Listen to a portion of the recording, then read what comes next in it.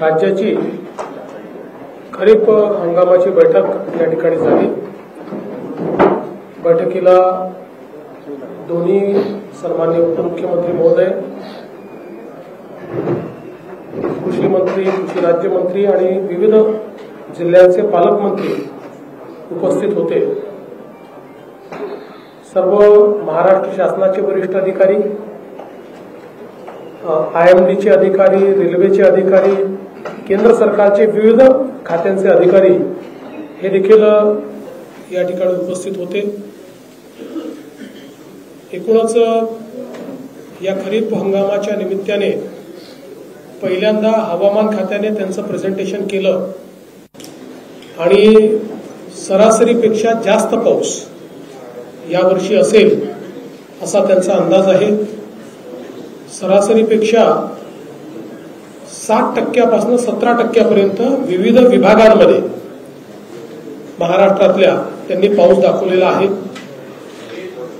दुसरं, पावसाच्या 2 दिवसांमधला जो खंड आहे हा देखील फार असणार नाही असा देखील अंदाज त्यांनी वर्तवलेला आहे। अर्थात हा सगळा अंदाज वर्तवताना त्यांनी एक कॅव्हेट त्याच्यात टाकलेला आहे की लॉंग टर्मचा अंदाज जो असतो तो आमचा करेक्ट येतो, पण शॉर्ट टर्मचा जो असतो त्याच्यामध्ये काही डेव्हिएशन असतं। त्यामुळे एकूणच योग्य पाऊस पडेल अशा प्रकारची अपेक्षा या ठिकाणी निश्चितपणे आहे। यासोबत कृषी विभागाने देखील त्यांचं प्रेझेंटेशन केलेलं आहे आणि राज्यामध्ये आवश्यक तेवढा बियाण्यांचा पुरवठा आहे, आवश्यक तेवढा खत उपलब्ध आहे आणि त्याचा कुठलाही तुटवडा पडणार नाही। आणि साधारणपणे मागील वर्षांचा कल पाहता कुठलं पीक कुठे कमी अधिक प्रमाणात घेण्यात येईल याचा विचार करूनच या ठिकाणी बियाण्यांची उपलब्धता करून देण्यात आलेली आहे। आणि हे करत असताना वारंवार बोगस बियाण्यांचे प्रकार बाहेर येतात म्हणून महाराष्ट्राने पहिल्यांदा एक प्रयोग केलेला आहे। केंद्र सरकारची साथी हे साथी पोर्टल आहे। या पोर्टलवर जी काही बियाणं आहे त्याचं रजिस्ट्रेशन करावं लागतं आणि त्याला ट्रेसेबल अशा प्रकारचं जे रजिस्ट्रेशन असतं, म्हणजे नेमकं त्याचं उत्पादन कुठे झालेलं आहे हे आपल्याला त्याच्यावर ट्रेस करता येतं। पण दुर्दैवाने राज्यांमध्ये जे बियाणं विकलं जातं त्याच्यापैकी 75% बियाणं हे ट्रुथफुल बियाणं आहे, म्हणजे जे बियाणे उत्पादकाने तयार केलेलं बियाणं नाहीये। आणि म्हणून अशा प्रकारचं जे बियाणं आहे यातनंच बोगस बियाण्याची पद्धती सुरू होते।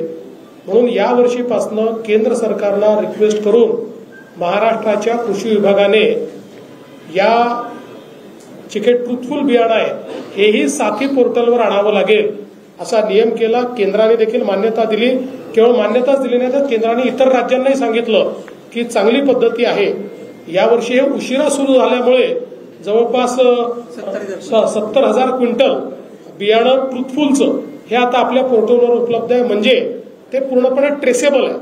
त्यामुळे त्याच्यामध्ये बोगसगिरी केली तर कोणामुळे झाली आहे हे आपल्याला लक्षात येऊ शकते।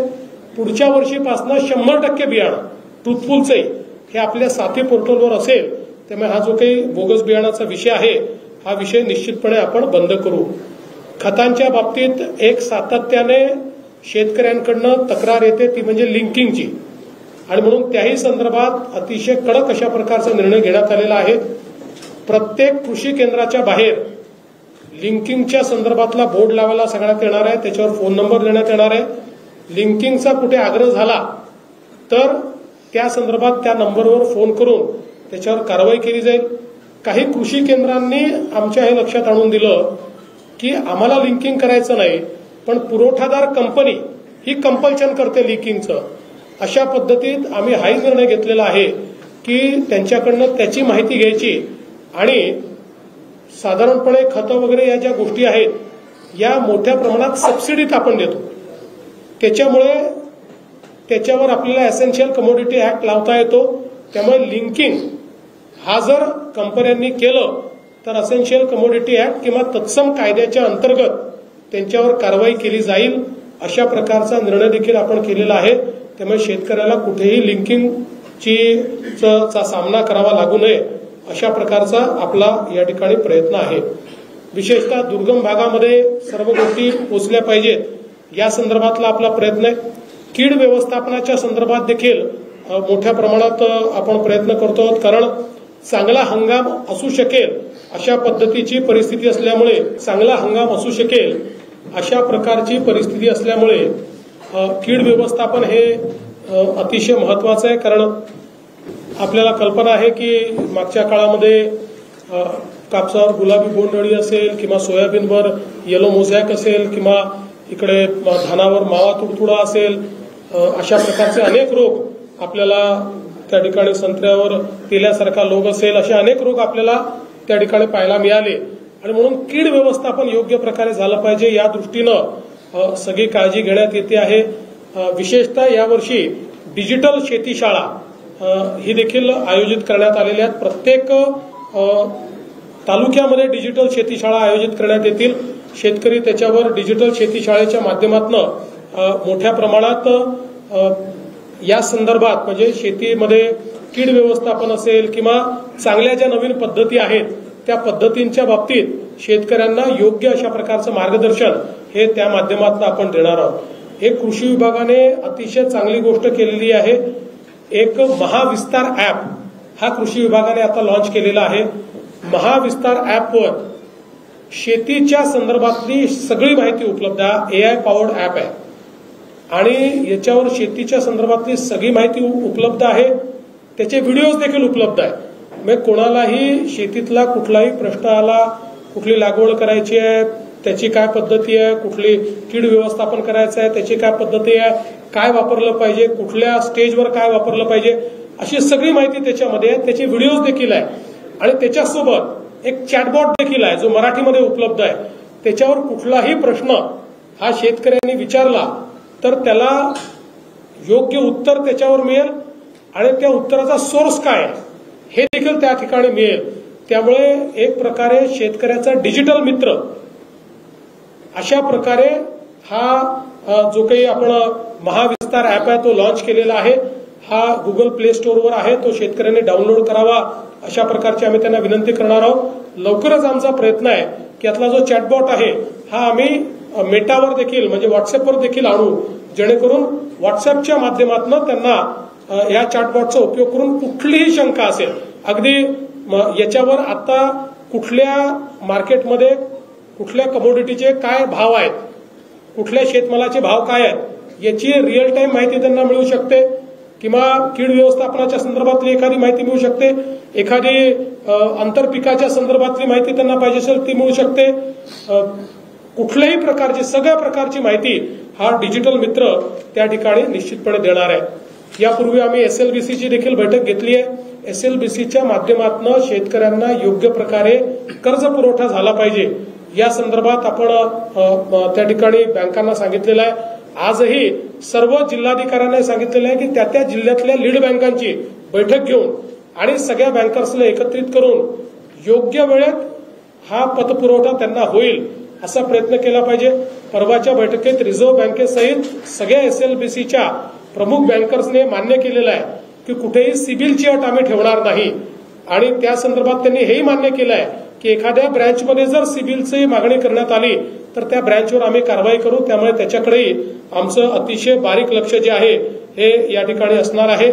वेगवेगळ्या ज्या नवीन पद्धती आहेत ज्याच्यामध्ये फलोत्पादनामध्ये आपल्याला वाढ करायची आहे, नैसर्गिक शेतीमध्ये आपल्याला वाढ करायची आहे, गटशेतीमध्ये आपल्याला वाढ करायची आहे, बांबू लागवडीमध्ये आपल्याला वाढ करायची आहे, विविध प्रकारचे जे अन्य पिकं आहेत की ज्यातनं शेतकऱ्यांना एक प्रकारे कॅश क्रॉप म्हणू शकतो आपण, सुगंधी फुलं असतील, वनस्पती असतील, असे वेगवेगळे या संदर्भातले छोटे छोटे कार्यक्रम हे देखील आपण आयोजित केलेले आहेत ज्यातनं शेतकऱ्यांना अधिकाधिक फायदा मिळावा आणि याचं संपूर्ण नियोजन हे आपण केलेलं आहे। त्यामुळे एकूणच या खरीप हंगाम बैठकीमध्ये या हंगामामध्ये रेकॉर्ड अशा प्रकारचं उत्पादन आपल्याला व्हावं, म्हणजे आपण जे टार्गेट ठेवलेलं आहे ते 2,04,000 मेट्रिक टन,